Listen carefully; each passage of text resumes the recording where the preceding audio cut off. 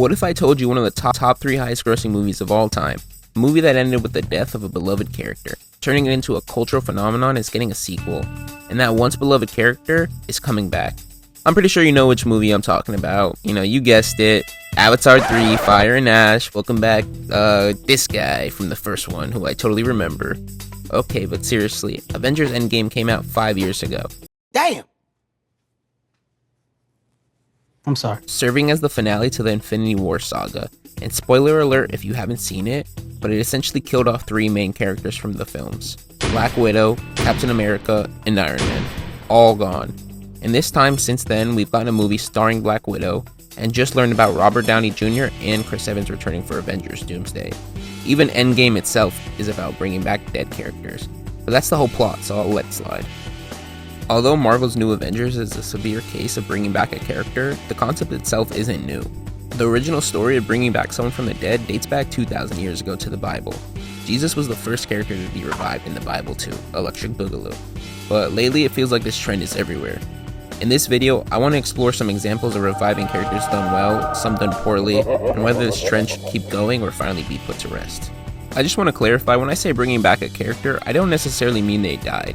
Characters can be written off in many ways, disappearing, retiring, or just vanishing into thin air, and brought back in even more ways. A prime example of this done poorly is 2019 Star Wars: The Rise of Skywalker. Let's rewind a bit. When The Force Awakens came out in 2015, it was generally well received by both audiences and critics, even becoming one of the highest grossing movies of all time, earning over $2 billion. Just 2 years later, after this mega success, Disney released The Last Jedi, which did worse than The Force Awakens in almost every category. It made $700 million less than The Force Awakens, and its reception from audiences and critics was divisive, to say the least. Disney was under stress and had to figure a way to close out this trilogy in a way that made sense, left audiences happy, and made a buttload of money. Their answer to this? Get a close-up of Kylo Ren shirtless. But in all honesty, as most of you already know, Disney decided to bring back Emperor Palpatine, and the results were not great. A lot of fans felt like Disney was relying too much on nostalgia for the original trilogy, instead of crafting an original, meaningful story. What was supposed to feel like Rey's journey ended up feeling like a continuation of Luke Skywalker's story. Bringing Palpatine back didn't even really make sense. Somehow Palpatine returned. And while making The Rise of Skywalker worse, it also retrospectively hurt the original trilogy. Darth Vader's sacrifice, where he redeems himself by turning on Palpatine, suddenly feels less impactful when you realize Palpatine didn't even die. And that's the problem. When bringing back a character feels forced or lazy, it doesn't just fail in the present, it risks undoing the emotional weight of the story that came before it. Now let's look at a time when bringing back a character actually worked. The year is 2015, and Game of Thrones is at the peak of its power. Millions of people are glued to their screens during the season 5 finale, when in true Game of Thrones fashion, a fan-favorite character, Jon Snow, is brutally killed. Fans of the show were devastated, but in that sadness something started brewing. Speculation. People everywhere were convinced that Jon Snow wouldn't stay dead for long. The theories were wild. Fans were looking for any clue to support their hopes, even going as far as tracking the actors' haircuts for signs of life. Months later, when the new season aired, Jon Snow was brought back and fans were thrilled. And honestly, the reason his return worked so well is because it made sense within the story. Bringing back characters to life wasn't new in Game of Thrones. The show had already established resurrection as a possibility through less important characters. Plus, Jon's revival felt earned. It was foreshadowed that he had a larger role to play in the future of the series. Now you might be wondering, why did the writers kill off Jon in the first place if they were just going to bring him back? And to that, I say, I don't know. Maybe it was just to create engagement. Now, even though setting up a character's return can help ease fans into it and make it feel more believable, sometimes it still isn't enough. A perfect example of this is season 4 of Stranger Things. In the previous season, a beloved character, Hopper, gets trapped in a room that's about to explode, and while we don't technically see him die, we definitely feel it. The emotional weight of this supposed death hit hard for both the audience and the characters, making it one of the most powerful and heartbreaking moments in the series. His death had a profound impact on the story going forward, legitimizing the threat of the Upside Down and reminding us that no one, not even the most beloved characters, were truly safe. But then, a few months later, Netflix dropped a teaser for the new season, confirming that Hopper was alive. Fans were happy, sure, but something felt off. Suddenly, the emotional toll of his death and the danger the show had worked so hard to establish felt undone.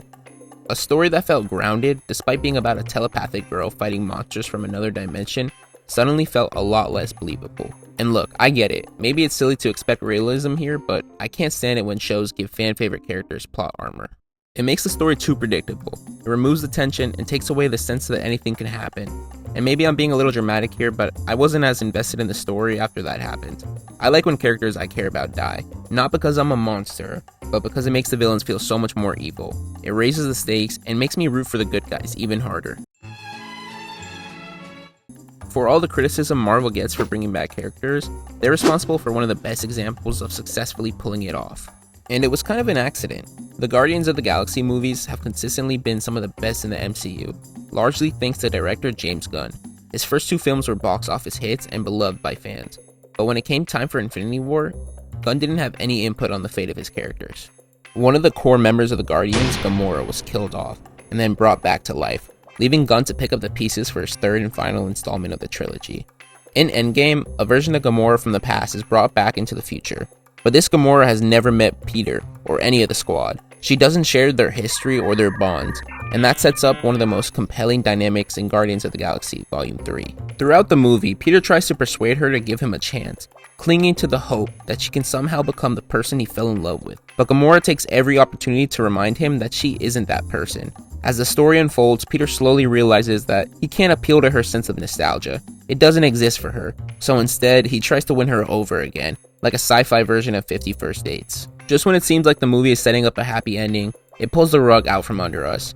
Peter comes to the heartbreaking realization that this Gamora isn't the woman he fell in love with, and she never will be. Instead of forcing a return to the status quo, the story takes a bold turn, allowing Peter to let go and begin the process of moving on.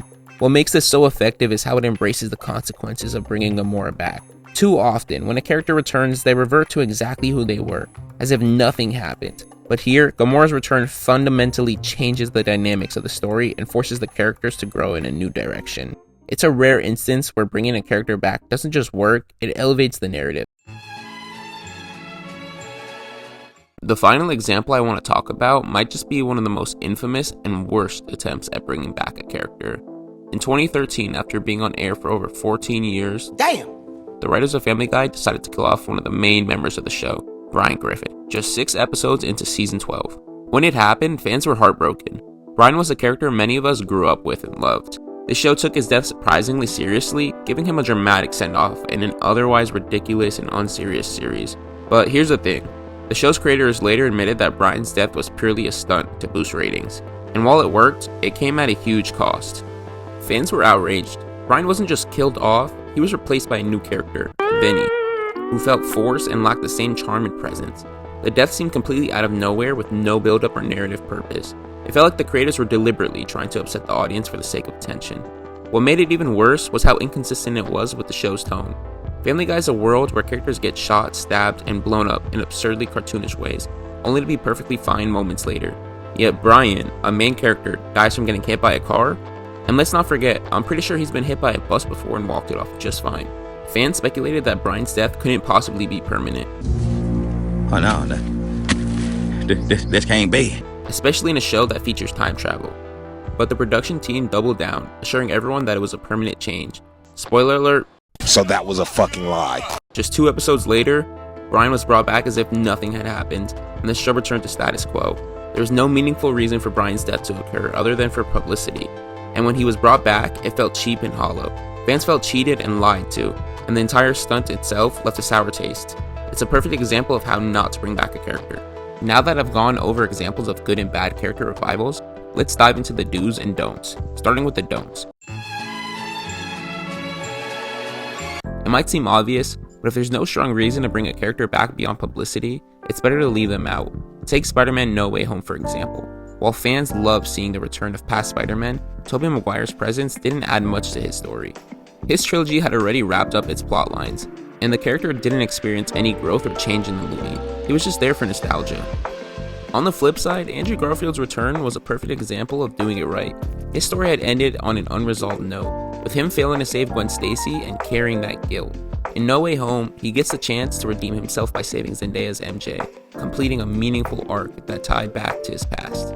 Beyond the story, it also served as a redemption for Andrew Garfield himself. He faced harsh criticism and became the punchline of jokes after The Amazing Spider-Man 2. To go from being mocked to stealing the spotlight in a movie featuring 2 other Spider-Men is a comeback both for his character and the actor himself. Another major don't of bringing a character back is this. If it negatively affects the material that came before it, it shouldn't be done. One of the biggest gripes people have with Fox's X-Men universe is the messy timeline. It often felt like every movie existed in its own bubble, with no regard for the events of the previous installment. Characters would be killed off in one film, only to reappear in the next one, with little to no explanation. This lack of continuity makes it hard to get invested in the stakes or consequences of the story. Take X-Men: The Last Stand. In that movie, Charles Xavier is disintegrated by Jean Grey in a dramatic and impactful death. It's a pivotal moment that raises the stakes and has a significant emotional weight within the context of the film. But then, in the very next movie, Xavier is inexplicably alive. The only explanation comes from a vague post-credit scene, which most people missed or didn't fully understand. By resurrecting him without addressing the implications of his death, the series undercut one of its most dramatic moments and made it harder for audiences to take future stakes seriously. This is a perfect example of why bringing back a character should be done with care. If the return undermines the emotional weight or narrative consequences of their death, it risks damaging not only that specific story, but the overall investment of the audience in the franchise. Finally, the last don't I have for bringing a character back is doing it purely for nostalgia. Nostalgia isn't inherently bad. I love when films include little cameos or nods to past characters without making them a central part of the plot. For example, when The Flash aired on the CW, it wasn't the first time a show about The Flash was on TV. To pay homage to the original, the producers cast John Wesley Shipp, The Flash from the 1990 series, as the new Flash's dad. His inclusion didn't take anything away from the old series, but it added a touch of nostalgia for fans who grew up watching him. On the other hand, a time when nostalgia didn't land well for me was with Laura, aka X-23, from Deadpool and Wolverine. While I understand why people are excited to see Hugh Jackman's Wolverine again, and I do appreciate that they gave him a new story and purpose, I feel differently about Laura's inclusion. Her appearance doesn't seem to have much of a narrative purpose. It feels like the movie is simply saying, hey, remember this character from that movie you liked? She's here too, isn't that neat? The scene that really bothered me was when Laura puts on the sunglasses from Logan right before a fight. It felt so forced and ridiculous. Like, even logistically speaking, I'm supposed to believe she had those sunglasses for the last 7 years, and she just keeps it on her? On the other hand, Laura in Logan was a complex, compelling character who had real depth, and they turned her into a gimmick, thrown in for nostalgic appeal rather than contributing meaningfully to the story. I think she deserved better than that. Onto the do's now. One of the best reasons to bring back a character is if there's still a meaningful story to explore. It's frustrating when a character's return adds nothing new. It makes the effort feel purposeless and unnecessary. With a character that has no real drive or growth left, they often become stale and lose their charm they once had. Take The Office, for example. Jim and Pam's storyline was one of the show's biggest draws, with their relationship evolving naturally and keeping audiences invested. But after they got together, the arc felt complete, and the show started focusing on other characters. Their attempts to spice things up with conflict later on never reached the same heights as their earlier moments. I know most of you hated the storyline with the Mike guy, and I understand losing Steve Carell hurt the show badly, but honestly, it should have ended after Jim and Pam's wedding. It seemed like the writers kept pushing forward simply because they knew the audience would stick around. As I mentioned earlier with Andrew Garfield's Spider-Man, I think he was the perfect candidate for bringing back. His story had so much room for growth and redemption that there were infinite places to move his story forward. My final do is if bringing back the character can tie up loose ends. Sometimes a character's presence is needed to complete a story. Going back to The Office, after Steve Carell left the show, it kinda went to shit. After crawling to the finish line of the last few seasons, when it came time to ending the series, it couldn't be complete without bringing him back. Even though I wasn't a fan of the final season, the show wrapped up perfectly with his return, giving fans a satisfying closure. It was heartwarming to see Steve send off his character, almost like a father figure to the show. It's similar in sports too. A player who spent most of their career with a team might leave, but when it's time to retire, they often return for one last season or game to honor where their career began. To wrap up this whole discussion about character revivals, I think there's a time and a place for them. It doesn't work in every situation, and not every character needs to come back. But when it's done right, it can really enhance the story. I started this video frustrated with Marvel constantly reviving dead heroes, convinced it was always a bad move. But after diving into different examples, I've come to see how valuable it can actually be. That said, I still prefer studios to avoid killing off characters if they're just going to bring them back later. I'm cautiously optimistic about the new Avengers movie, though I'm hopeful Marvel can find a way to make it work. If you made it this far into the video, I just want to say thank you for watching. I really appreciate it. And if you like what you saw, please like and subscribe. Also, if you have any opinions on this topic, I read every comment and love to see what you guys say.